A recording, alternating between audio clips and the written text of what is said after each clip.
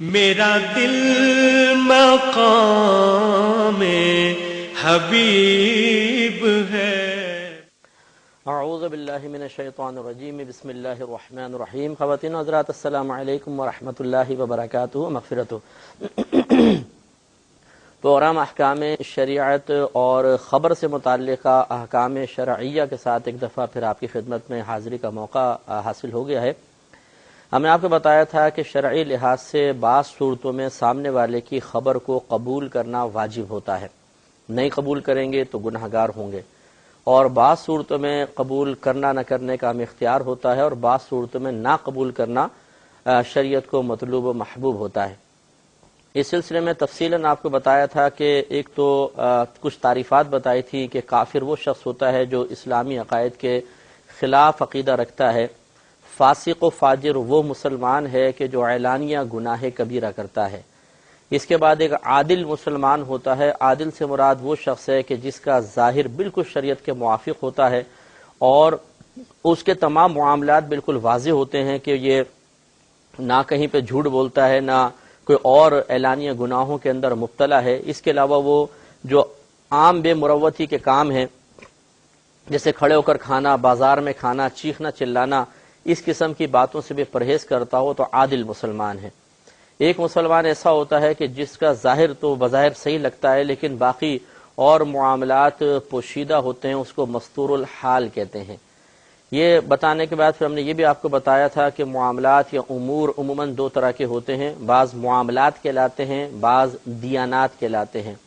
معاملات تو وہ ہوتے ہیں جو ہم آپس میں ایک دوسرے سے کرتے ہیں اور ہمارے عمل سے وہ چیز معرض وجود میں آتی ہے، جیسے خرید و فروخت ہے، نکاح کے مسائل ہیں، اجارہ ہے، قرضہ دینا۔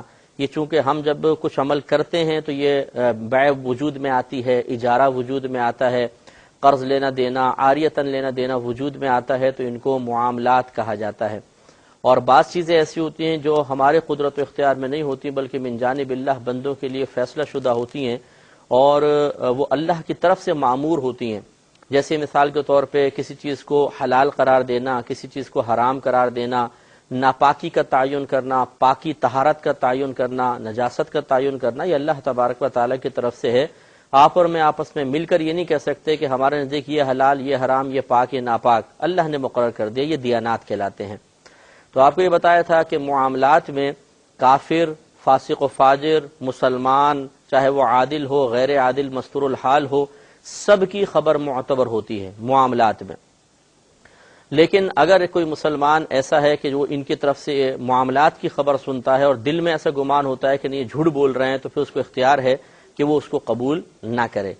لیکن دیانات کے مسئلے میں ہمیشہ صرف عادل مسلمان کی خبر ہی معتبر ہے، اس میں کافر، فاسق، کافر کی بھی نہیں ہے، فاسق فاجر مسلمان کی بھی نہیں ہے، مستور الحال کی خبر بھی نہیں ہے، عادل مسلمان کی۔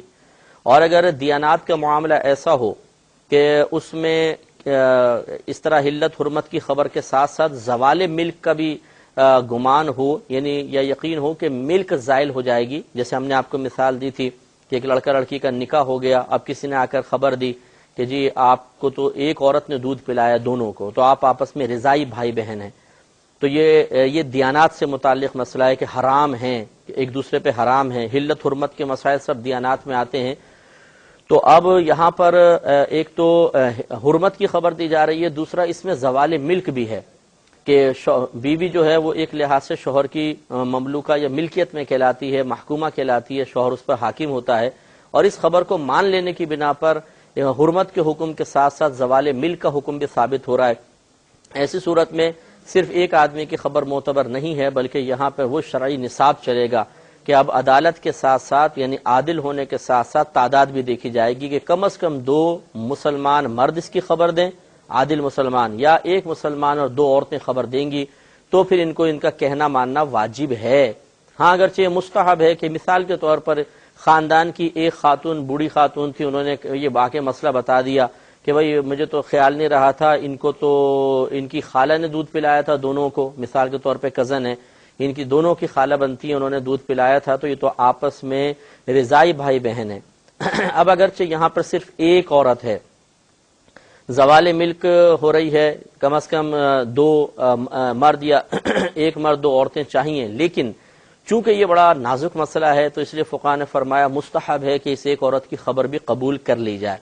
لیکن اگر یہ لڑکا کہتا ہے کہ نہیں میں نہیں مانتا ہوں، دو کم از کم یہ شرعی نصاب پورا ہو، اس طرح لڑکی بھی اگر یہ مطالبہ کرتی ہے اور یہ ساتھ رہتے ہیں تو کوئی گناہ نہیں ہے، بالکل ان کے لیے شرعن جائز ہے. ان تمام امور پہ توجہ رکھنا بہت ضروری ہے. میں نے ایک دفعہ پھر خلاصہ تمام پروگرامز کا عرض کر دیا. اس کو ذہن میں رکھیں کہ خبر کے معاملے میں بڑے شرعی احکام متوجہ ہوتے ہیں. اب جو ہم انشاءاللہ نیکسٹ ٹائم ہوگا تو جزیات عرض کریں گے، مختلف مسائل، تاکہ ان چیزوں کو سمجھنے میں آسانی ہو. ایک کالر ہمارے ساتھ ہیں، منتظر ہیں. السلام علیکم. وعلیکم السلام. جی انکل میں گل ریحان بات کر رہی ہوں. میرے 2 سوال ہیں، لیکن اس سے پہلے میں کہنا چاہوں گی کہ آپ کا احکام القرآن پروگرام ہمیں بہت اچھا لگا، اچھا اور یقیناً آئندہ اگلے پروگرام بھی بہت اچھے ہوں گے. جی انشاءاللہ. انکل ایک سوال تو یہ کہ اگر گھر سے باہر ہم کی نماز پڑھ رہے ہیں اور گاؤن پہنا ہو تو سجدے میں جاتے ہوئے اس کو تھوڑا سا پکڑ کے سجدہ کر سکتے ہیں کہ وہ اٹھتے ہوئے پرابلم ہوتی ہے پاؤں کے نیچے آتے. ٹھیک ہے. اور دوسرا یہ کہ اگر پڑوسی ہمیں معلوم ہے کہ سفید پوش ہوں، ان کے گھر اگر کوئی چیز بھجوائی جائے تو ان کے بچے انہیں مجبور کر دیں کہ اب ان کے گھر بھی کچھ بھیجیں، تو وہ ویسا ہی یا اس سے بہتر چیز بھجواتے ہوں، تو ہمیں فیل ہوتا ہو کہ اب ہم نے انہیں مزید تکلیف میں مبتلا کر دیا، تو کیا ان کے گھر میں کوئی چیز بھجوا سکتے ہیں، پھر بھجوائیں یا نہ بھجوائیں؟ شاباش. ٹھیک ہے. اور یہ میں عرض کرتا ہوں ایک اور کالر ہمارے ساتھ ہیں. السلام علیکم. وعلیکم السلام ورحمۃ اللہ وبرکاتہ. آپ کیسے مفتی صاحب؟ اللہ کرم. مفتی صاحب میرے 3 سوال ہیں. جی جی جمعہ کے روز کپڑے وغیرہ نہیں دھونے چاہیے، اور جمعہ کے دن شام کے وقت غسل نہیں کرنا چاہیے، کیا یہ صحیح ہے؟ اچھا. یہ بھی کس نے، عورتوں نے نکالا کوئی مسئلہ؟ جی. اچھا اور چلیں. ایک سوال یہ ہے کہ اگر ایک عورت اپنے کسی مقصد کے لیے قرآن پاک کی کوئی صورت پڑھنی ہو تو وہ خود نہ پڑھ سکے اور دوسری عورت اس کے لیے پڑھ سکتی ہے؟ کس کے لیے خاص کوئی وظیفہ ہے؟ جی. ٹھیک ہے میں عرض کرتا ہوں. اور ایک سوال یہ کہ نماز عید کا سلسلہ کب سے شروع ہوگا؟ جی نماز عید کا سلسلہ کب سے شروع ہوگا؟ نماز عید کا. جی. ٹھیک ہے. اور السلام علیکم. وعلیکم السلام. تو ایک میں اس کی مثال عرض کر دیتا ہوں اپنے موضوع سے متعلق. مثال کے طور پر ایک آپ کے سامنے شخص ہے جو بظاہر نشے باز سا لگ رہا ہے. اب یہ بولتا ہے کہ جی وہ میرے گھر والوں نے یہ چیز دی ہے تاکہ میں اس کو بیچ دوں تو آپ یہ مجھ سے خرید لیں. اب آپ مثلا وہ کتابیں لے کر آیا، دینی کتابیں ہیں، ایک سیٹ ہے پورا مثال کے طور پر. تو اب آپ اندازہ کریں کہ یہ شخص نشے باز ہے، اعلانیہ گناہ کرنے والا ہے، فاسق و فاجر ہے. اب اگرچہ یہ خبر دے رہا ہے کہ جی مجھے گھر والوں نے بیچنے کی اجازت دی ہے، تو خرید و فروخت کا جو معاملہ ہوتا ہے اس کو معاملات سے تعبیر کرتے ہیں، اور معاملات میں اگرچہ فاسق و فاجر کی خبر معتبر ہے لیکن ہم اس کی خبر کا اس لیے اعتبار نہیں کریں گے کہ وہ نشے باز لگ رہا ہے. پھر نشے باز کو کتابیں بیچنے سے کیا دلچسپی، کون گھر والا سے وہ کتابیں دے گا؟ لہذا چونکہ اس کا ظاہر حال یہ بتا رہا ہے کہ یہ جھوٹ بول رہا ہے، کس بیانی کر رہا ہے، ہو سکتا ہے کہیں مکتبہ وغیرہ سے چرا کر لے آیا ہو، تو لہذا اس کے قول کا اعتبار نہیں کیا جائے گا اور ان کتابوں کو ہرگز نہ خریدا جائے. ایک مختصر سے بریک پہ جائیں گے، ہمیں یقین ہے آپ ہمارے ساتھ ہی رہیں گے. میرے ورد لب ہے مقام حبیب ہے. بسم اللہ الرحمن الرحیم. پہلے کال لیتے ہیں پھر انشاءاللہ جوابات. السلام علیکم. السلام علیکم مفتی صاحب. وعلیکم السلام. مفتی صاحب میرا پہلا سوال یہ ہے کہ دوران نماز کیا پسینہ پوچھا جا سکتا ہے؟ ٹھیک ہے. اور دوسرا سوال یہ ہے کہ کسی شخص نے نفلی صدقہ کسی خاص شخص کا نام لکھ کر الگ کر دیا، یا پھر یہ کہ زکوٰۃ کی نیت سے مال زکوٰۃ لکھ کر الگ کر دیا. اب اگر اس شخص کا انتقال ہو جائے تو کیا یہ دونوں مال ترکے میں شامل ہوں گے؟ مطلب اس شخص نے علیحدہ رکھا تھا کہ فلاں کو نفلی صدقہ دوں گا. جی جی. وصیت تو نہیں کی تھی؟ جی وصیت نہیں، وغیرہ وصیت نہیں کی تھی، وصیت نہیں کی تھی. ٹھیک ہے. ٹھیک ہے. زکوٰۃ کی نیت سے بھی مال لگ دیا تھا الگ. ٹھیک ہے. اور تیسرا سوال یہ ہے کہ والدین کی قبر کی مٹی برکت کے لیے ہاتھ منہ پر ملنا کیا درست ہے؟ ٹھیک ہے. اور چوتھا سوال یہ ہے کہ لوہے کی انگوٹھی پر چاندی کی کوٹنگ کر دی جائے تو کیا وہ انگوٹھی مرد کو پہننا جائز ہے؟ ٹھیک ہے. بس شکریہ. السلام علیکم. ٹھیک ہے میں عرض کرتا ہوں. ایک یہ پچھلے کچھ 2 کویسچن پچھلے پروگرام کے رہتے تھے، وہاں سے آغاز کرتے ہیں. یہ کہتے ہیں کہ ایک شخص صبح جیسے جاگا، اس نے غسل تو کر لیا لیکن اسے نہیں پتا تھا کہ میرے کپڑے بھی ناپاک ہیں غسل تو اس کا اتر گیا، لیکن اب وہ جیسے گیا اور اس نے انہی کپڑوں میں نماز پڑھا دی، بعد میں پتہ چلا کہ کپڑے ناپاک تھے، تو کیا کرے؟ دیکھیے پہلی بات تو یہ کہ اگر کوئی شخص جاگا ہے وہ ناپاک، یعنی اس پہ غسل واجب ہو چکا ہے اور اس کو پتہ نہیں تھا کہ میں ناپاک ہوں اور اس نے غسل کر لیا، تو یقیناً اس کا غسل پورا ہو جائے گا، بشرطے کہ اس نے غسل کے تینوں فرض پورے کر لیے ہوں، یعنی کلی کرنا، بماع غرغرہ، ناک میں پانی چڑھانا، اور سر کے بالوں سے لے کر پاؤں کے ناخنوں تک ہر حصہ بدن پر سے پانی کا بہانا۔ اگر یہ 3 فرائض اس نے پورے کیے ہیں تو غسل میں اسی طرح وضو میں پاکی کی نیت کرنا کوئی شرط نہیں ہے، لہذا جب یہ شرط نہیں تھی تو وہ پاک تو ہو گیا۔ لیکن جیسے آپ نے فرمایا کہ اس نے ناپاک کپڑوں میں نماز پڑھی، تو اب ناپاک کپڑوں کا اگر اس کو نہیں پتا تھا تو یہ اس کے لیے کوئی شرعی عذر نہیں بن گیا، تو اس کے لیے یقیناً اس کی نماز نہیں ہوگی، اور اس کے پیچھے چونکہ لوگوں نے نماز پڑھی لہٰذا اب اس کے لیے واجب ہے کہ اب بعد میں مطلب جیسے فجر کی نماز پڑھائی تھی مثال کے طور پہ، تو فجر کی نماز میں اعلان کرے، کیونکہ ہر نماز کے نمازی بعض اوقات مختلف ہو جاتے ہیں، صبح کی نماز میں بس اعلان کر دے، اور یہ ضروری نہیں کہ پورے کھل کر بتائے، یہ کہہ دے بھی میرے ساتھ کوئی شرعی عذر تھا اور مجھے محسوس ہوتا ہے کہ میری جو صبح کی نماز تھی وہ صحیح نہیں ہوئی، تو میں آپ سب سے گزارش کرتا ہوں کہ آپ احتیاطاً اس نماز کو قضا کر لیں۔ تو اس طرح اعلان کرنا ضروری ہے، اس پہ گھبرائیں نہیں، اعلان کر دیں۔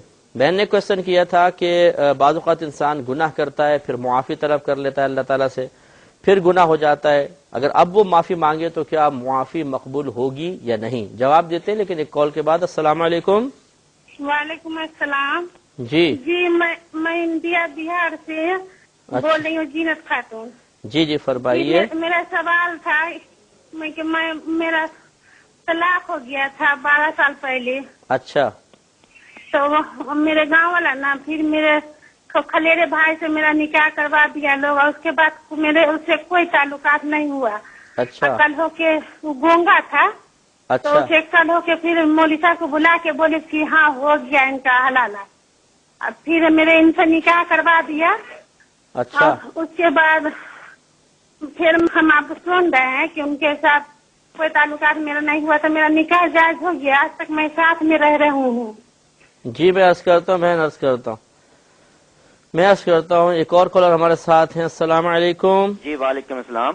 جی مفتی صاحب میرے کو 16-17 سوال ہیں چھوٹے چھوٹے، میں آپ کی بس توجہ چاہوں گا۔ ارے بھائی 16-17 سوال، آپ ایسا کریں یہ انسٹالمنٹ کر لیں۔ جی ٹھیک ہے، 2-3 ابھی 2-3 میں نے اگلی آپ کے قسط پھر پروڈیوسر اگلی صاحب سے قسط، لے لی ہے، وہ کہیں گے ہم لائن نہیں کاٹے کہ ایک بڑے اچھے بس سوال ملا ہے، میرا لائن ملی ہے۔ لیکن اتنے خطرناک طریقے جی سے مجھ آپ سے پہلے تشریف سوال لائے یہ نا ہے کہ یہ قضائے عمری کے بارے میں بیچارے میرا سوال یہ ہے۔ ہیلو جی فرمائیے۔ قضائے عمری کے بارے میں مجھ سے سوال میرا یہ ہے کہ جس طرح انسان اپنے گناہوں سے توبہ کرتا ہے کہ یا اللہ آئندہ میں یہ گناہ نہیں کروں گا، اور اس کے بعد وہ اپنی زندگی جاری رکھتا ہے، تو قضائے عمری کے بارے میں اگر یہ عہد کر لی جائے کہ آئندہ میں کوئی نماز قضا نہیں کروں گا، تو کیا قضائے عمری سے آپ کو توبہ نہیں مل سکتی، آپ کو چھوٹ نہیں مل سکتی؟ ٹھیک ہے، اگلا نیکسٹ کوسچن۔ دوسرا سوال مجھ سے میرا یہ ہے، عید میلاد النبی منانے یا نہ منانے کے بارے میں یہ ڈسپیوٹ کیوں ہے؟ میرا ذاتی خیال یہ ہے کہ جیسے ہم عید الفطر آپ خیال نہ ظاہر کریں، میں مسئلہ آپ کو بتاتا ہوں، ٹھیک ہے؟ آپ نے پوچھا جھگڑا کیوں ہے، اگلا۔ اوہو چلیں خیر، ہم معذرت چاہتے ہیں۔ تو یہ بہن نے جو کوسچن کیا ہم اس کا جواب عرض کرتے ہیں کہ دیکھیے گناہ کرنا بتقاضائے بشریت انسان سے صادر ہو ہی جاتا ہے، گناہ کا صدور ہو جاتا ہے۔ اللہ تبارک و تعالی بڑا رحیم و کریم ہے، ہمارے گناہوں سے اس کی رحمت کے خزانے میں کوئی کمی نہیں آتی، ہمارے گناہوں سے اللہ تبارک و تعالی کا کوئی نقصان نہیں ہوتا۔ اس کو یہ بات زیادہ محبوب ہے کہ اگر کسی بندے سے گناہ ہو جائے تو وہ فوراً اس کی طرف رجوع کرے، اور وہ ہمارے رجوع کرنے سے کبھی بھی ناراض نہیں ہوتا، ہمیشہ خوش ہوگا۔ لہٰذا اگر بالفرض، لیکن اس میں شرط یہ ہے کہ جس وقت انسان سے گناہ ہوا اور وہ اللہ کی طرف رجوع کر رہا ہے تو واقعی وہ نادم اور شرمندہ بھی ہو، تو اللہ تعالیٰ ہمیشہ اگر 50 دفعہ گناہ کیا، ایک ہی گناہ کو 50 دفعہ کر رہا ہے اور توبہ کے بعد کرتا ہے، لیکن ہر دفعہ نادم اور شرمندہ ہو کے اللہ کی طرف رجوع کرتا ہے، تو نہ گھبرائیں، یہ نہ سوچیں جیسے عام انسان ہوتا ہے کہ ایک دفعہ معافی مانگ لی پھر ہم سے قصور ہو گیا، وہ کہتا ہے کہ میں نے ایک دفعہ معاف کیا، جاؤ بھاگ جاؤ یہاں سے، میں اب نہیں کرتا ہوں۔ اللہ تعالیٰ کے ہاں ایسا نہیں ہے۔ تو اگر انسان سے گناہ ہو جائے، نادم شرمندہ ہو، توبہ کریں، انشاءاللہ مٹ جائے گا۔ پھر خدا نخواستہ ہو جائے، پھر نادم شرمندہ ہو کے توبہ کریں، مٹ جائے گا، چاہیے 1000 دفعہ ہو۔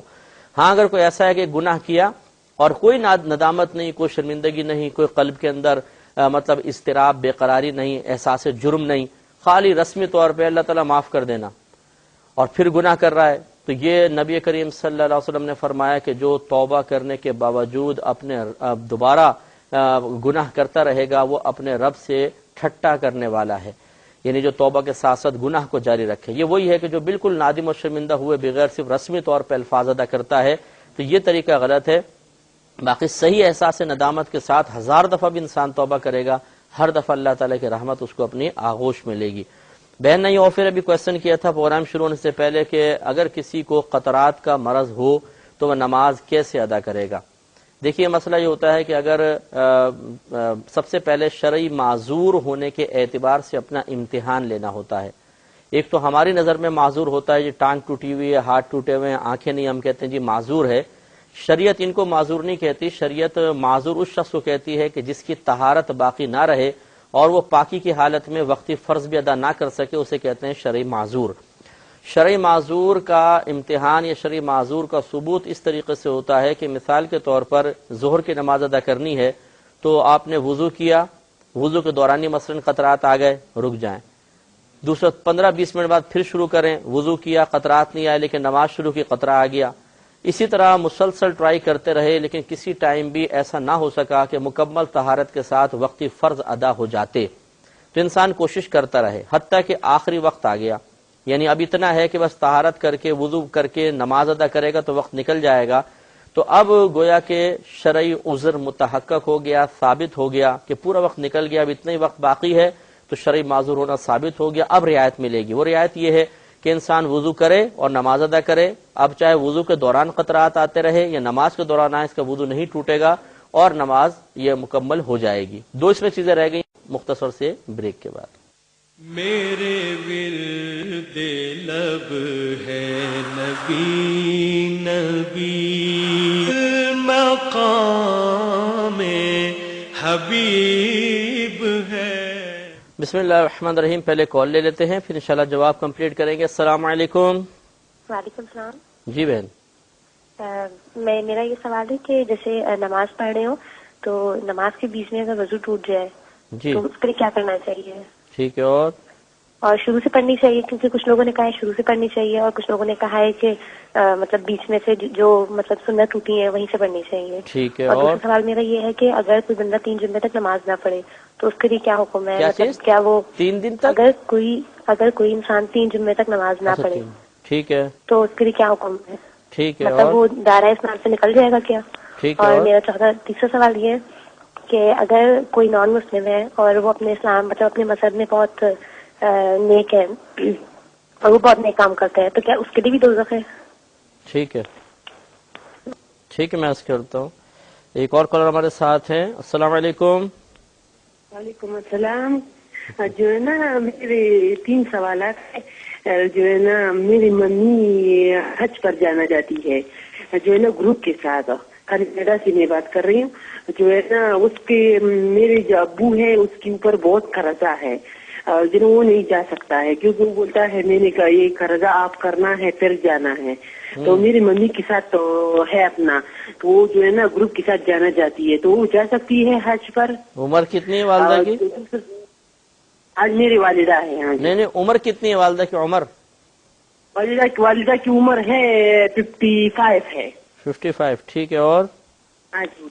اور جو ہے نا میرے ایک دوسرا سوال یہ ہے، جو میری ممی ہم گئے تھے 2003 میں پاکستان گئے تھے، تو پھر جو ہے نا 2007 سے میری ممی نے زکوٰۃ نہیں دیا ہے، سونے کا زکوٰۃ وغیرہ نہیں دیا ہے، تو وہ جو ہے نا اس نے بولا جو ہے نا جب میں جاؤں گی تو اپنے ہاتھوں پر جو ہے نا ادا کروں گی، جو ہے نا کسی کے اوپر میں اعتبار نہیں کر سکتی ہوں، جو ہے نا اپنے ہاتھوں پر ادا کروں گی، تو جو ہے نا وہ جو ہے نا 2007 سے ابھی تک اس کی زکوٰۃ جمع ہوا ہے، تو وہ جو ہے نا کیا حج سے پہلے دینا چاہیے یا جو ہے نا حج کے بعد دینا چاہیے وہ سارا زکوٰۃ جو اس کا جمع ہوا ہے، یا اپنے بہن بھائی کو دے بہن جو ہے غریب بہن ہے اس کی اس لوگوں کو دے سکتی ہے؟ ٹھیک ہے، اور یا جو ہے نا اس میری ممی کی جو ہے نا جب بابی مر گئی ہے تو اس کے 3 بچے رہ گئے ہیں 2-3، تو ان لوگوں کے اوپر دے سکتی ہے وہ لوگوں کے لیے؟ کس کے بچے ہیں؟ بہن کے؟ हाँ हाँ, बहन के बच्चे है, बहन के, और जो है ना जब भाई की बीवी जो मर गई है, ठीक है, मैं बच्चे है भाई के, ठीक है, मैं अर्ज करता हूँ जी, अर्ज करता हूँ। देखिए बहन ने क्वेश्चन की, अच्छा ये हम शरई माजूर का बता रहे थे, तो एक तो शरई माजूर का सबूत है जिसके लिए मैंने आपको बता दिया कि एक मुकम्मल नमाज के वक्त में बार बार अपना इम्तिहान लेना है। अगर तो ये साबित हो जाए कि पूरे वक्त में इतना कभी वक्त ना मिल सका कि मुकम्मल तहारत के साथ वक्ती फराइज को अदा किया जा सके, तो शरई माजूर हो गए। अब आखिरी वक्त में नमाज अदा करें चाहे कतरात आते रहें। अब जब एक दफा आप शरई माजूर होना साबित हो गया, अब जैसे मिसाल के तौर पे जोहर से असर तक इम्तिहान था, असर का वक्त शुरू हुआ, तो अब आपको दोबारा इम्तिहान लेने की हाजत नहीं, अब आप शरई माजूर रहेंगे।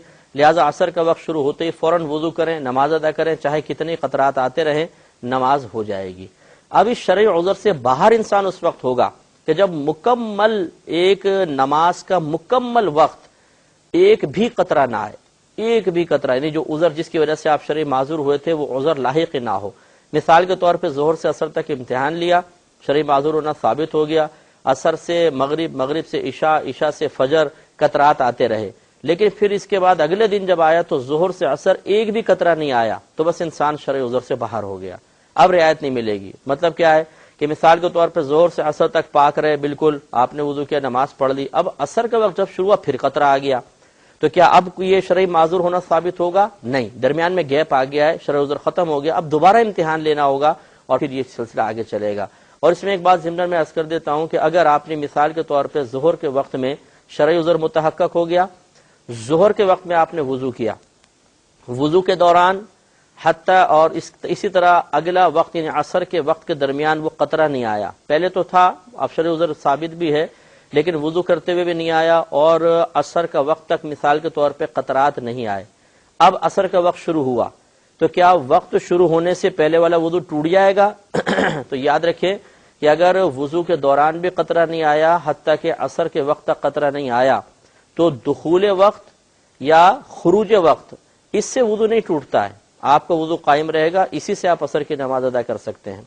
हाँ, अगर ऐसा हुआ कि जोहर के अंदर शरई उज़र साबित होने के बाद आप वुजू कर रहे थे कि खतरा आ गया, ये नमाज अदा कर रहे थे, खतरा आ गया, अब इस दौरान तो आपका वुजू कायम रहेगा क्योंकि आप शरई माजूर है, लेकिन अब जब असर आएगी तो असर का वक्त जैसे ही शुरू होगा तो वो जो वुजू के दौरान या वुजू के बाद कतरा आया था उस वक्त तो वुजू नहीं तोड़ सकेगा क्योंकि आप शरई माजूर है, लेकिन जब अगला वक्त आएगा तो गोया कि वही कतरा आपकी वुजू का खत्म कर देगा। अब आपको असर के नया वुजू करना पड़ेगा।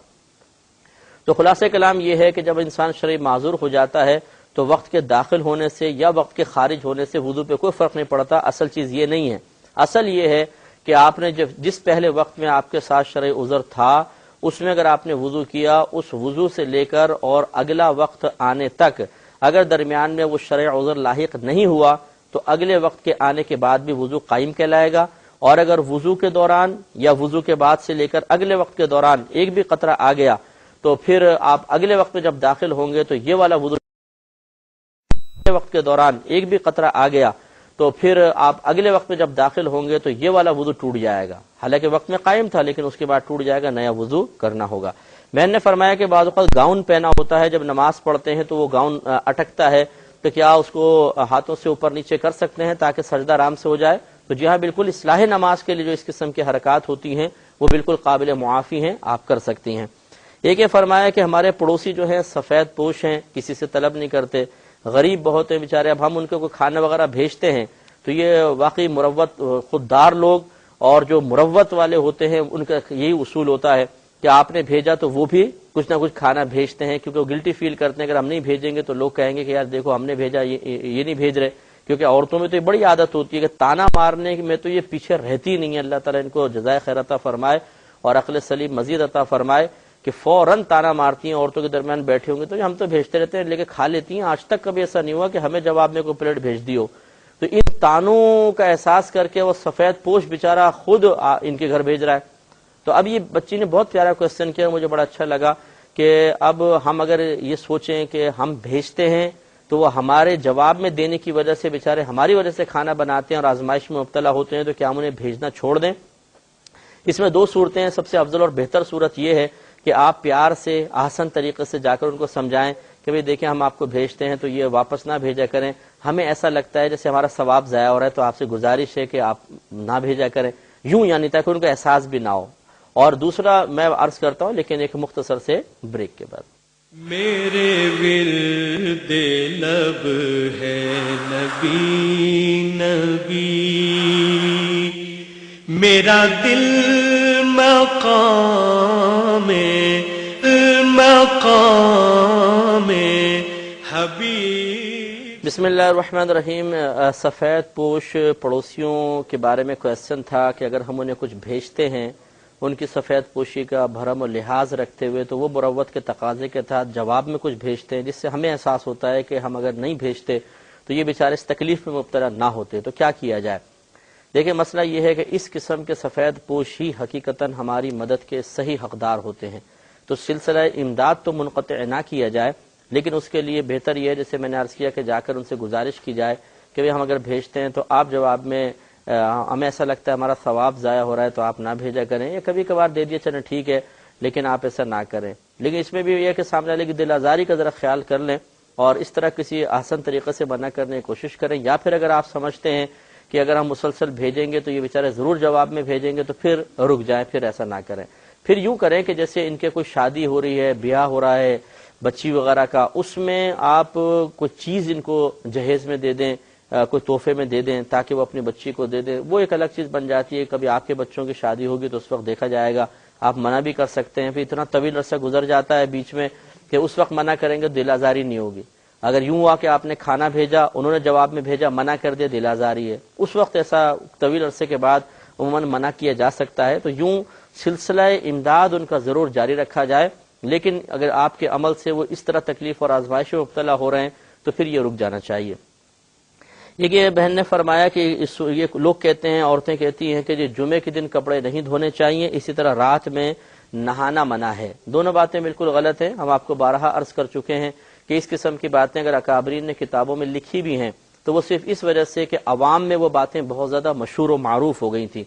انہوں نے یہ سوچا کہ اگر ہم ان کو منع کر کے اللہ تبارک و تعالیٰ کی تقدیر کا احساس دلاتے ہوئے اللہ تعالیٰ کی رضا پر راضی رہنے کی طرف بلائیں گے اور ان سے کہیں گے کہ ان کاموں کی پرواہ نہ کرو، ہمارا کہنا مان کے جب یہ پرواہ نہیں کریں گے اور کام ویسے ہی ہو گیا جیسے افواہ تھی، تو پھر ان کا اعتماد ہم پر سے ہٹ جائے گا، اور ہم پر سے ہٹنے کا مطلب یہ اللہ تعالیٰ سے براہ راست بدگمان ہو جائیں گے.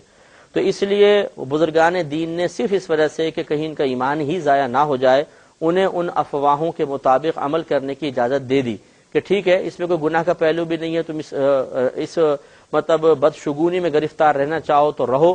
اس بدشگونی سے نکالنے کے سلسلے میں اکابرین کو محسوس ہوا کہ ان کے زوال ایمان کا سبب یہ چیز بن سکتی ہے تو چھوڑ دیا.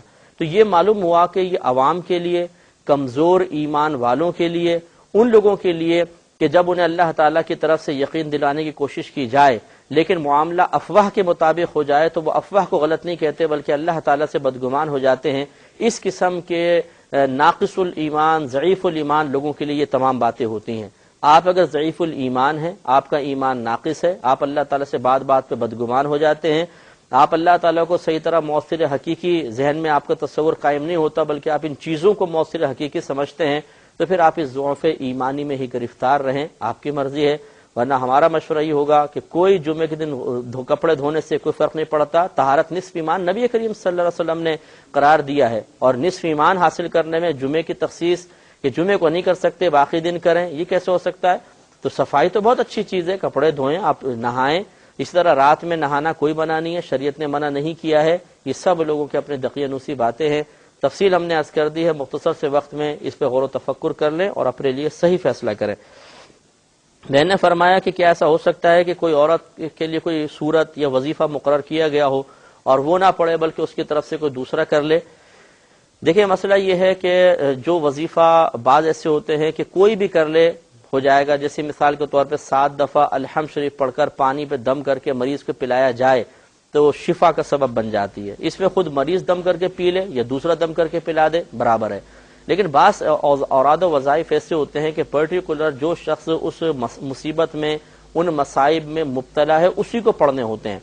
تو پھر جیسی کنڈیشن کے ساتھ اکابرین سے وہ وظیفہ آپ کے پاس آیا، اسی کنڈیشن کے ساتھ اس کو پڑھنا ہوگا تاکہ مکمل برکات حاصل ہوں. ایسی صورت میں دوسرا ان کی طرف سے ادا نہیں کر سکتا. یہ کہ بہن نے فرمایا کہ نماز عید کا سلسلہ کب سے شروع ہوا؟ یہ ہجرت نبوی کے بعد شروع ہوا تھا۔ یہ کہ کہتی ہیں کہ اگر پسینہ دوران نماز آ جائے تو کیا کیا جائے؟ تو اس کو بار بار نہ پہنچیں، بہنے دیں، کوئی بات نہیں۔ ہاں اگر ایسا ہے کہ ہونٹوں پہ آ رہا ہے، منہ میں جا رہا ہے مثال کے طور پر، تو پھر آپ عمل قلیل کے ذریعے صاف کر سکتے ہیں، ورنہ اگر سائیڈ میں بہ رہا ہے، اس سے صرف کوفت محسوس ہو رہی ہے تو کوفت کو برداشت کیا جائے، بار بار پسینے کو صاف نہ کیا جائے۔ یہ کہ فرماتی ہیں کہ ایک شخص نے ارادہ کیا کہ یہ پیسہ میں رکھتا ہوں نفلی صدقہ کروں گا، یا کچھ پیسہ رکھ لیا کہ اس سے میں زکوٰۃ ادا کروں گا اور پھر شخص کا انتقال ہو گیا، تو کیا یہ نفلی صدقہ یا زکوٰۃ کے لیے جو پیسہ نکال کے رکھا گیا تھا یہ وراثت میں شامل ہوگا؟ تو جی ہاں بالکل ہوگا، جب تک اس نے ادائیگی نہیں کی، صرف اس قصد و ارادے سے سائیڈ میں رکھا ہے تو یہ اس کے لیے مخصوص و مختص نہیں ہو گیا، اس کے قبضے سے باہر نہیں ہوا، اس کی ملک سے باہر نہیں ہوا، اور جو چیز اس کی ملک میں ہے، اس کے قبضے میں ہے، وہ یقیناً وراثت کا حصہ بنے گی، یہ وراثت کا مال ہے۔ لیکن وہی ہے کہ جو طریقہ ہوتا ہے جس کو آپ وراثت کہتے ہیں، اس میں 4 قسم کے حقوق بالترتیب وابستہ ہوتے ہیں۔ پہلا کہ میت کے مال سے اس کی تجہیز و تکفین، کفن دفن کا انتظام کیا جائے گا۔ دوسرا اس پہ قرضہ ہو تو قرضہ ادا کیا جائے گا۔ تیسرا اگر وصیت کی تھی، مالی وصیت، تو وصیت پوری کرنے کے لیے مال کے تیسرے حصے کو استعمال کیا جائے گا۔ اور پھر چوتھا حق ورثاء کا ہوتا ہے۔ تو یہاں پر چونکہ یہ زکوٰۃ کے لیے نکال کے رکھا تھا، یہ تو نفلی صدقے کے لیے تھا، یہ تو جائے گا سیدھا اس میں، لیکن جو زکوٰۃ کے لیے نکال کے رکھا ہوا تھا یہ بھی مال وراثت ضرور بنے گا، لیکن یہ ماں باپ کے حقوق میں سے ایک حق بیان کیا گیا ہے کہ اگر والدین پہ زکوٰۃ باقی ہو تو اولاد اپنے مال سے ان کی زکوٰۃ کو ادا کرے، تو پھر وارث اپنے مال سے اس کو ادا کر دیں۔ یہ کہ بہن نے فرمایا کہ کیا برکت کی نیت سے والدین کی قبر کی مٹی کو ہاتھوں پر اور چہرے پہ ملا جا سکتا ہے؟ دیکھیے ایسا نہ کریں تو زیادہ بہتر ہے۔ اس قسم کی چیزیں کوئی حدیثوں سے ثابت نہیں ہوتی ہیں۔ نتیجہ نکلے گا جب ایک شخص کرے گا، دوسرا کرے گا، تیسرا کرے گا، چوتھا کرے گا، پانچواں ایک اس میں پھلجڑی اور چھوڑے گا کہ جی میرے ماں باپ کی قبر کی مٹی میں بڑی برکت میں نے دیکھی ہے کہ اسے اگر پانی میں ملا کے پیا جائے تو شفا ہو جاتی ہے، اس میں شروع ہو گئے، تیسرا ایک اور بات نکالے گا۔ اور اس قسم کی چیزیں جو براہ راست شریعت سے ثابت نہیں ہوتی، جب عوام میں رائج ہونا شروع ہوں تو پھر یہ صحیح حالت پر کبھی نہیں رہتی۔ جس اچھی نیت کے ساتھ ان کا آغاز کیا گیا تھا وہ اچھی نیت قائم نہیں رہتی، فساد اور بگاڑ پیدا ہوتا ہے۔ تو جو شریعت نے واضح طور پہ باتیں کی ہیں، کیا ان کے اندر کمی پیدا ہو گئی ہے یا ان پہ ہم سب پر عامل ہو گئے ہیں کہ ہمیں نئی چیز کی ضرورت پیش آتی ہے؟ یہ مجھے آج تک سمجھ میں نہیں آیا کہ مسلمان قرآن پہ عمل نہیں کر رہا، حدیث پہ عمل نہیں کر رہا، قرآن کی باتیں اس نے سیکھی نہیں، حدیث کی باتیں اس نے سیکھی نہیں، اور آ کے پوچھنے کو وظیفہ دیجیے گا نیا، کوئی نوافل بتائیے مجھے پڑھنا ہے، تو جو آپ کو پہلے فرض اور واجب ہے وہ آپ نے پورے کیے ہیں کہ آپ نوافل کی تلاش میں آ گئے؟ یہ بالکل ایسا ہے جیسے ڈیوٹی مل نہیں رہی اور بولے کہ جی کوئی اوور ٹائم، یہ بالکل ایسا ہے جیسے ڈیوٹی مل نہیں رہی اور بولے کہ جی کوئی اوور ٹائم ہو تو مجھے بتائیے۔ بھائی پہلے ڈیوٹی تو کرو، اوور ٹائم تو بات کی بات ہے۔ تو یہ مطلب اس قسم کی باتیں، عقیدت محبت اپنے مقام پر، لیکن کوئی روایات ایسی ثابت نہیں ہے کہ قبر کی مٹی اٹھا کے ملنا شروع کر دیں، اس میں بگاڑ کا اندیشہ زیادہ ہے۔ ہاں نبی کریم صلی اللہ علیہ وسلم کے شہر مقدس کی مٹی کی برکات کا عالم کیا ہے، وہ تو خود نبی کریم صلی اللہ علیہ وسلم جب مدینہ منورہ تشریف لاتے اور ہوا چلتی مٹی چہرے پہ لگتی کہ صحابہ کرام صاف کرنے لگتے، سرکار فرماتے اس کو صاف نہ کرو، مدینے کی مٹی میں شفا ہے، مدینے کی مٹی میں برکت ہے، اور سرکار بھی اس کو صاف نہ فرماتے۔ اس کی تعظیم کریں، وہ بہت اچھی ہے، باقی کو ترک کیا جائے بہتر ہے۔ ایک مختصر سا بریک مزید لیں گے، ہمیں یقین ہے آپ ہمارا انتظار فرمائیں گے۔ میرے ورد لب ہے نبی، مقام حبیب ہے۔ بسم اللہ الرحمن الرحیم۔ بہن نے دریافت فرمایا تھا کہ اگر کوئی مرد لوہے کی انگوٹھی پہ چاندی کا پانی چڑھوا کر پہن لے تو کیا یہ جائز ہے؟ تو اس سے اجتناب کرنا چاہیے، کیونکہ لوہے کے زیور کو مرد کے لیے نبی کریم صلی اللہ علیہ وسلم نے ناپسند فرمایا تھا۔ صرف چاندی کا پانی چڑھانے سے وہ چاندی نہیں بن جائے گا، اس لیے اس کے استعمال میں احتیاط ہی فرمائیے۔ یہ کہ بہن نے انڈیا سے کال کی تھی کہ ان کو ان کے شوہر نے طلاق دی، پھر ان کا نکاح ایک گونگے کو کزن تھے ان کے ساتھ کروا دیا گیا، ان کے ساتھ یہ کچھ عرصہ رہیں لیکن کسی قسم کا ازدواجی تعلق قائم نہ ہوا۔ اب اس سے طلاق دلوا کے گھر والوں نے سابقہ شوہر سے پھر ان کا نکاح کروا دیا۔ پوچھنا یہ ہے کہ کیا اس طرح حلالہ متحقق ہو گیا؟ تو بہن یہ حلالہ نہیں ہوا، کیونکہ یہ قید، یہ مطلب قیودات، شرائط، یہ ہماری اپنے پاس سے بنائی ہوئی نہیں ہیں، یہ تو اللہ اور اس کے رسول کریم صلی اللہ علیہ وسلم کی شرائط ہیں۔ لہذا نبی کریم صلی اللہ علیہ وسلم نے ایک عورت کے لیے یہی شرط قرار دی کہ جب تک تمہارا دوسرے شوہر سے تعلق قائم نہ ہو جائے تم پہلے شوہر کے لیے حلال نہیں ہو سکتی ہو۔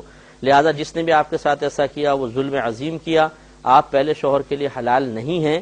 پہلے اب آپ کسی اور شخص سے نکاح کریں اور باقاعدہ تعلق زوج قائم ہو، پھر شوہر کے لیے حلال ہو سکتی ہیں۔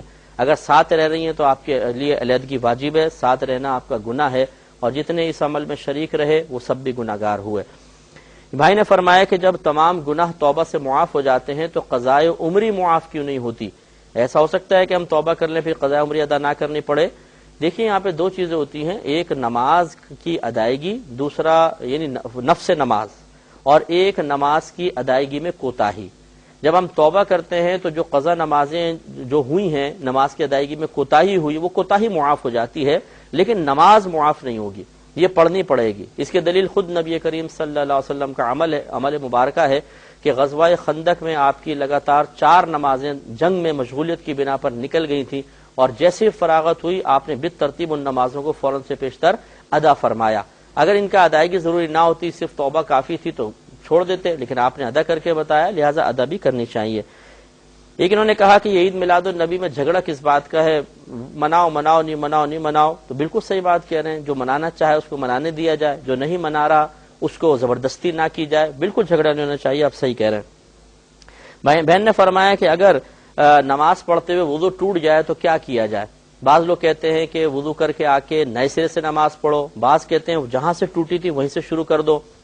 دیکھیے اس میں افضل اور اولا طریقہ یہی ہے کہ آپ کا اگر وضو ٹوٹ جاتا ہے، نماز تو گئی، آپ جا کے وضو کریں اور نئے سرے سے نماز پڑھیں، سب سے افضل اور اولا صورت یہ ہے، اسی کو اختیار کریں۔ بہن نے فرمایا کہ یہ سنا ہے کہ جو شخص 3 جمعے نہ پڑھے تو وہ کافر ہو جاتا ہے۔ دیکھیں حدیث تو یہی ہے کہ نبی کریم صلی اللہ علیہ وسلم نے فرمایا جس نے 3 جمعے جان بوجھ کے ترک کر دیے وہ کافر ہے، لیکن ہمارے امام اعظم رضی اللہ تعالی عنہ کے نزدیک یہاں کافر سے مراد وہ کافر نہیں جو غیر مسلم ہوتا ہے، بلکہ مراد ہے کہ وہ اللہ کی شدید نافرمانی کرنے والا ہے، ناشکرہ بندہ ہے، کفران نعمت کرنے والا ہے، اس لیے اسے کافر حقیقتاً کافر قرار نہیں دیں گے۔ اگرچہ بعض صحابہ کا یہ بھی مذہب تھا، لیکن کثیر جمہور صحابہ یہی کہتے تھے کہ اگر کسی سے جمعہ ترک ہو جاتا ہے وہ حقیقتاً کافر نہیں ہوتا۔ اور اس کی مطلب یہ کہ دلیل یہ بھی ہے کہ صرف ایک حدیث سے ہم مسئلہ نہیں نکالتے ہیں، اور بھی کئی حدیثیں دیکھنی پڑتی ہیں۔ ایک خودکشی کرنے والے کے لیے نبی کریم صلی اللہ علیہ وسلم نے دعائے مغفرت فرمائی۔ احناف نے اس سے استدلال کرتے ہوئے بیان فرمایا کہ خودکشی کبیرہ گناہوں میں شرک اور کفر کے بعد سب سے بڑا ہے، لیکن اس کے باوجود نبی کریم صلی اللہ علیہ وسلم نے ان کے لیے دعائے مغفرت فرمائی، جس سے ثابت ہوا کہ کبیرہ گناہ کا مرتکب کافر نہیں ہوتا۔ تو جب خودکشی کرنے والا کافر نہیں ہوتا تو جمعہ ترک کرنے والا کافر کیسے ہو سکتا ہے؟ کہ یہ بھی گناہ کبیرہ ہے، گناہ کبیرہ کا ترک کفر نہیں ہے۔ اس کا مطلب ہے نبی کریم جو کچھ فرما رہے ہیں اس کلام میں تعویل کرنی پڑے گی۔ تو 2 طرح کی تعویلیں ہیں، یا تو اس کلام کا مطلب یہ ہے کہ کافر سے مراد یا کفر سے مراد حقیقی کفر نہیں ہے بلکہ ناشکرہ پن ہے، اور یا پھر حقیقی کفر مراد ہے۔ لیکن ہم یہ کہیں گے کہ یہ اس شخص کے لیے سرکار صلی اللہ علیہ وسلم نے بیان فرمایا جو جمعے کے چھوڑنے کو حلال سمجھے، یہ سوچے کہ جائز ہے میرے جمعہ چھوڑنا، یہ کافر ہو جائے گا، کیونکہ اس نے ایک فرض چیز کو کہ ترک کو یعنی گناہ کبیرہ کو اپنے لیے حلال سمجھا، اور گناہ کبیرہ کو جو جس پہ نص قطعی وارد ہو اس کو اپنے لیے حلال اور جائز تصور کرنا اور کہنا بربلا یا اس کا عمل کر کے دکھانا، یہ کفر کی طرف لے جاتا ہے۔ تو یہ معنی ہو سکتا ہے۔ بہن فرماتی ہے کہ کوئی کافر اچھے کام کرتا رہے تو کیا اس کے لیے بھی دوزخ ہے؟ قرآن اٹھا کے پڑھیے، قرآن کیا کہتا ہے۔ مسئلہ یہی ہے کہ ہم قرآن تو پڑھتے نہیں، اس لیے ہمارے ذہن میں کوئسچنز آتے ہیں۔ قرآن یہ کہتا ہے کہ کافروں کا عمل بروز قیامت بالکل ایسا ہو جائے گا جیسے مطلب یہ جو آپ نے کبھی دیکھا ہوگا روشن دان سے دھوپ کا ایک لکیر آ رہی ہو تو اس میں بالکل باریک باریک ذرے گھوم رہے ہوتے ہیں، اسے حبا منصورہ کہتے ہیں، بالکل یعنی باریک باریک ذرے۔ اللہ تعالیٰ نے اس سے تعبیر کرتے ہوئے بیان فرمایا کہ کفار کے جتنے بھی عمل ہیں یہ بروز قیامت اس طرح بالکل اڑا دیے جائیں گے، ایک قطرہ ان کو اجر ثواب نہیں ملے گا، انہیں دنیا کے اندر اس کا بدلہ مل سکتا ہے، آخرت میں ان کے لیے کوئی حصہ نہیں ہے۔ قرآن جا بجا یہ کہہ رہا ہے، آپ اٹھا کے پڑھ لیجئے تو انشاءاللہ آپ کو مل جائے گا۔ لہٰذا ان کے لیے دوزخ ہی ہے جب تک کہ ہمارے نبی کریم صلی اللہ علیہ وسلم پر ایمان لے کر نہ آئیں، کہ اعمال کی مقبولیت اللہ تعالیٰ کی بارگاہ میں ان کی قدر و قیمت کا معیار ہمارے نبی کریم صلی اللہ علیہ وسلم پر صحیح ایمان لے کر آنا ہے، ورنہ کسی عمل کی اللہ کی بارگاہ میں کوئی قدر و قیمت نہیں ہے۔ ایک یہ فرماتی ہیں کہ ان کی والدہ کی عمر 55 سال ہے، کوئی محرم نہیں ہے، کیا یہ قافلے والوں کے ساتھ عمرے وغیرہ پہ جا سکتی ہیں؟ دیکھیں 55 سال اتنی بڑی عمر نہیں ہوتی ہے، عورت کی جاذبیت اس میں پھر بھی کچھ نہ کچھ قائم رہتی ہے، ایسی عورت کے لیے قافلے پہ سفر کرنا شرعاً مناسب نہیں ہے۔ یہ کہتی ہیں کہ میری والدہ نے 2003 سے زکوٰۃ ادا نہیں کی، غالباً کوئی باہر سے کال تھی، جن کی والدہ کہتی ہے مجھے کسی پر اعتبار نہیں ہے، میں پہلے پاکستان جب آؤں گی تو خود اپنے ہاتھ سے ادا کروں گی۔ اب کوشچن یہ ہے کہ کیا حج سے پہلے یہ زکوٰۃ ادا کرنا ضروری ہے کہ حج کے بعد بھی ادا کر سکتے ہیں؟ حج سے پہلے بھی کر سکتے ہیں، بعد میں بھی کر سکتے ہیں، لیکن اس میں تاخیر نہ کریں، جتنی جلدی کر سکتے ہیں اس کو ادا کر دیں۔ اور بہن کو بھی دے سکتے ہیں، یتیم بچوں کو جو آپ نے پوچھا تھا سب کو دے سکتے ہیں، بہن بھائیوں کو، بہن کے بچوں کو، ان کو زکوٰۃ دینا شرعاً جائز ہے۔ پروگرام کے وقت تقریباً ہمارا ختم ہو رہا ہے، پہلے ہم تھوڑی سی بات احکام القرآن کے بارے میں عرض کریں گے۔ ہو سکتا ہے آپ نے یقیناً، بلکہ مجھے یقین ہے کہ آپ نے پروگرام دیکھا ہوگا۔ یہ چونکہ ایک فنی پروگرام ہے، اس میں قرآن کے احکام پہ بحث ہے، شروع میں آپ کو تھوڑا سا شاید مشکل محسوس ہو، لیکن آپ لگاتار دیکھتے رہیے، چونکہ اس میں لیکچرز ہیں، ہر اگلا لیکچر پچھلے لیکچر سے ریلیٹڈ ہوگا، جو پچھلی مشکل بات ہے اس کو مزید واضح کیا جائے گا اور آسان کیا جائے گا، اور پھر مختلف پرٹیکولر عبادات، معاملات کے بارے میں جو جو قرآن میں حکم بیان ہوا وہ انشاءاللہ بیان کیا جائے گا۔ آپ اس کو دیکھتے رہیے، بہت ہی معلوماتی پروگرام ہے، اور انشاءاللہ یہ آپ کو بڑی حیرت ہوگی، قرآن میں یہ بیان بھی ہوا ہے، اچھا اس کا بھی حکم ہے، اس کا بھی حکم ہے، اور ہر حکم کو انشاءاللہ ہم کوشش کریں گے کہ اچھی تفصیل کے ساتھ اور صحیح احادیث کریمہ سے مزین کر کے بیان کیا جائے۔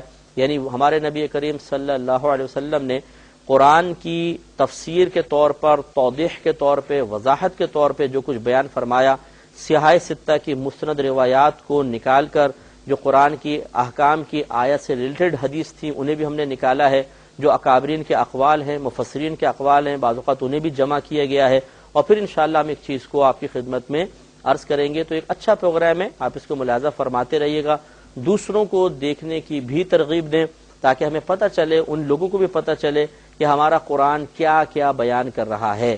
بعض اوقات ایسا ہوتا ہے کہ ایک چیز قرآن نے بیان نہیں کی ہے اور ہم منسوب کر دیتے ہیں یہ حکم تو قرآن میں ہے۔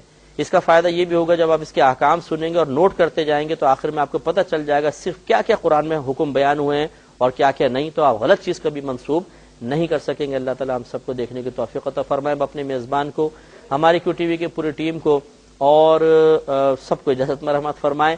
آپ ہمارے لیے دعا کیجئے، ہم آپ کے لیے دعا گو ہیں کہ اللہ تبارک و تعالیٰ آپ کے علم میں ایسا اضافہ فرمائے، اتنا علم عطا فرمائے کہ آپ دینی معاملے میں کبھی کسی کے محتاج نہ رہیں۔ آمین۔ وآخر دعوانا ان الحمدللہ رب العالمین۔